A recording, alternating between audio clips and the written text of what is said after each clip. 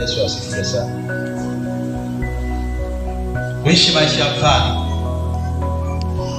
kuishi maisha ya kuwa barua ya Yesu katika Biblia. Ni kuishi maisha ya kuwa barua ya nani?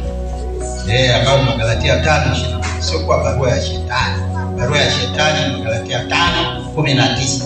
Lakini pia ni kuwa nuru ya ulimwengu. Watu waone matendo yako mazuri, wamtukuze Mungu. Ni kuishi maisha ya nuru. Kuishi maisha ya mfano ni kuishi maisha ambayo ni ya nuru. Yaani watu wamuone Yesu wakikutazama wewe, wasimuone shetani live, wamuone Yesu live. Katika Mathayo 5:14 nasema, Mathayo 5:14, sasa ninyi ni nuru ya ulimwengu. Mji hauwezi kusikilika ukiwa juu ya mlima, wala watu hawawashi taa na kuiweka chini ya pishi, bali juu ya kiango, nayo yawaangaza wote waliomo nyumbani. Vivyo hivyo nuru yenu na iangaze mbele ya watu wote, mbele ya watu wapate kuyaona matendo yenu mema, wamtukuze Baba yenu aliye mbinguni. Wamtukuze Baba yenu aliye wapi? Yaani kuishi maisha ambayo watu wakikuangalia wanamtukuza Mungu. Bwana Yesu asifiwe sana.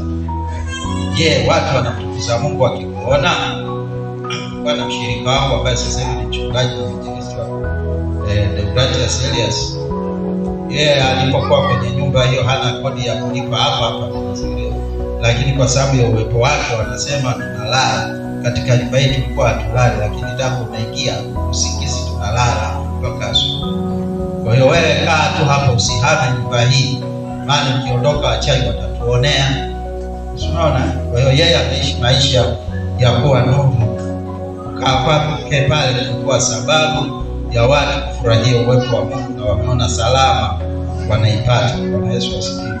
Ndio watu waone matendo yako mema, mtukuze Mungu. Lakini pia ni kuishi maisha ya kuwa chumvi. Uwe chumvi popote ulipo. Chumvi ndio inayoleta ladha ya chakula. Bila chakula kisicho na chumvi hakina ladha. Kwa hiyo wewe ukalete ladha popote ulipo, watu wakampokea Yesu, wakaokolewa, wakaponywe. Sio unakaa kwenye nyumba mganga anaitwa ili kwamba aizindike nyumba. Kwa nini wewe hukuizindika hiyo nyumba? Kwa kuomba kwa jina la Yesu. Watu wajue ya kwamba kuwepo kwako wewe kunatosha. Kama kuna mgonjwa wakuambie wewe, umwambie huyo mgonjwa apone. Sawa jamani? Sio kuleta waganga kienyeji, wakuambie wewe kuombea hawa wagonjwa na Yesu. Huko ndio kwa chungu. Lakini pia ni kuwa manukato katika, ni kuwa manukato ya Kristo. Wewe unatakiwa kuwa perfume ya Bwana Yesu. Kila unapopita umnukie Yesu, watu wamuone Yesu, watu wampende Yesu, watu wafurahie Yesu.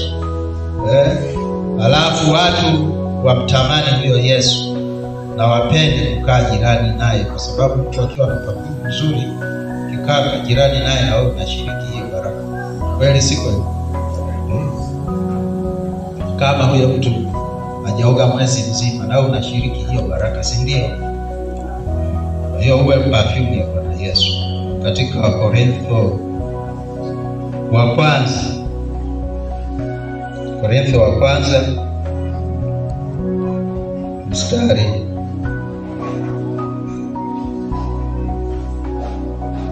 Korintho wa kwanza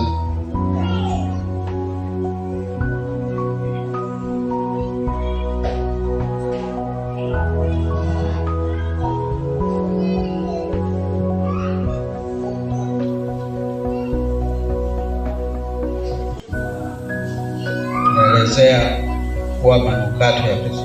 Labda ni Korintho wa pili. Korintho wa pili.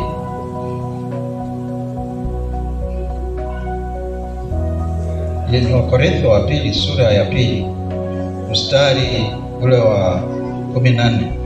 Nasema, ila Mungu ashukuriwe anayetushangiliza daima katika Kristo na kuidhihirisha harufu ya kujua yeye kila mahali kwa kazi yake.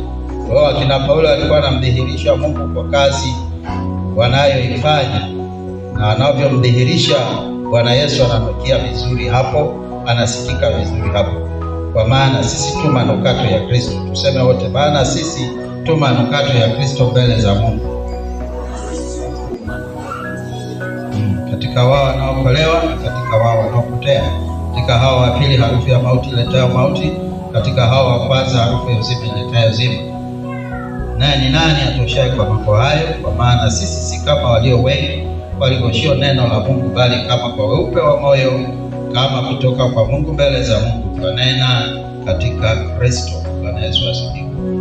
Kwa hiyo ni kipengele kilikuwa ni cha pili katika ujumbe huu wangu wa siku hii ya leo. Ndio maana nikwambia acha peji uandike huko. Sasa tuingie kwenye somo lenyewe, kipengele cha kwanza ambacho kinabeba siku hii ya leo, kusudi la Mungu kutuingiza 2026.